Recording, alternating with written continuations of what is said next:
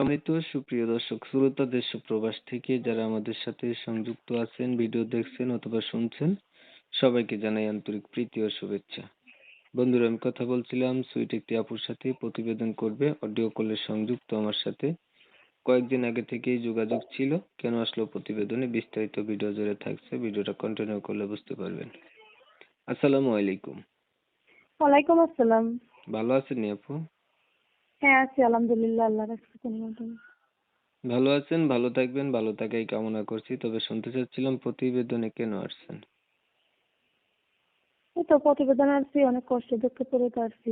বাবা নেই, শুধু মা আছে, দুইটা ছোট ভাই আছে, মাটা অসুস্থ। কারণে প্রতিবেদন আসছে। অনেকের মুখে শুনছি যে প্রতিবেদন আসলে যদি একটা মানুষ পায়, যে দায়িত্ব নেয়, এরকম একটা মানুষ পাই, এই জন্য প্রতিবেদন আসছে। আমি কখনো আসিনি তো, এই জীবনের প্রথম মানুষের মুখে শুনে আসছে।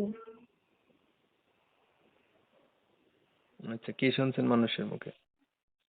মানুষের মুখে শুনছি যে যদি লাইফে গেলে পাও, পাশে থাকে, দায়িত্ব নেয়, বিয়ে শাদী করতে পারে, তাহলে তোমার ছোট ভাই আছে, আম্মু আছে, চিকিৎসা করতে পারে, কি তোমার দায়িত্ব নিতে পারে। তুমি যখন কাজ করো, হয়তো তোমার একটা সেলাই মেশিনও কেনা যেতে পারে।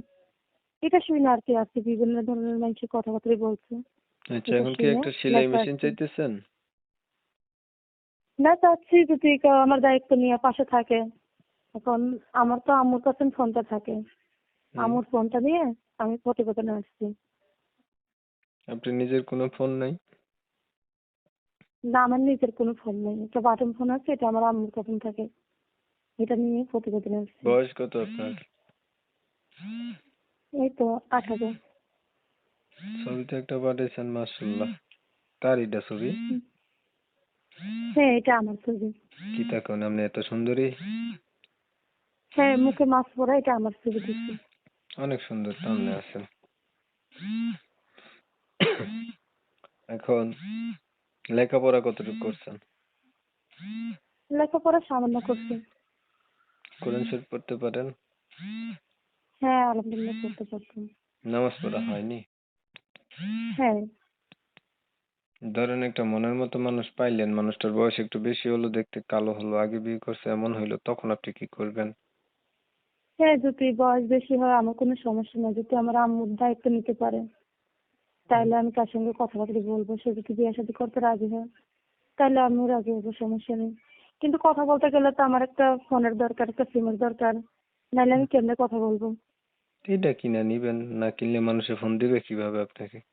এখন যেটা দিয়ে কি কথা করছো? বলতেছেন এটা দিয়ে বলবেন। না বললে মানুষ আপনার সাথে কথা বলবে কিভাবে আপনি?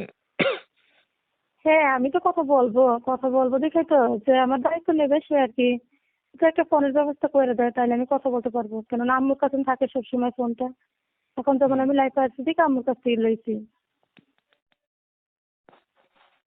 আচ্ছা, ধরেন একটা মানুষ আপনার দায়িত্ব নিতে চাইলো, মানুষটার বয়স বেশি হলো, দেখতে কালো হলো, আগে বিয়ে করছে এমন হইলো, তখন আপনি কি করবেন? হ্যাঁ, আমার কোনো সমস্যা নেই।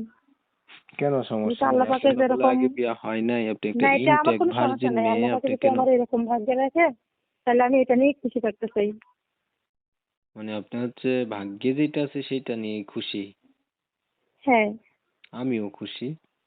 দেন একটা হাসি।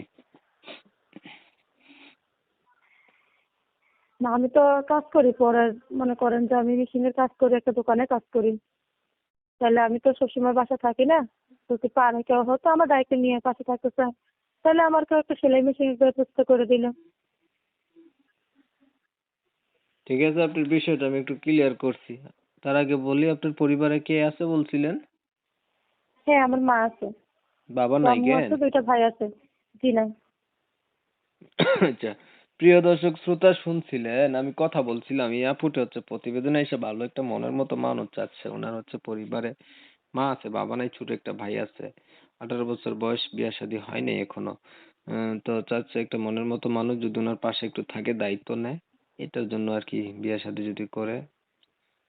আমি হচ্ছে কমিউনিটি গাইডলাইনের কারণে ওনার নাম ঠিকানা তুলে ধরতে পারিনি, এর জন্য দুঃখ প্রকাশ করছি। যারা এই সুন্দরী আপুর সাথে কথা বলতে চান, ওনার নাম ঠিকানা সম্পর্কে জানতে চান, জানতে পারবেন ওনার নাম্বারে কল দিলে।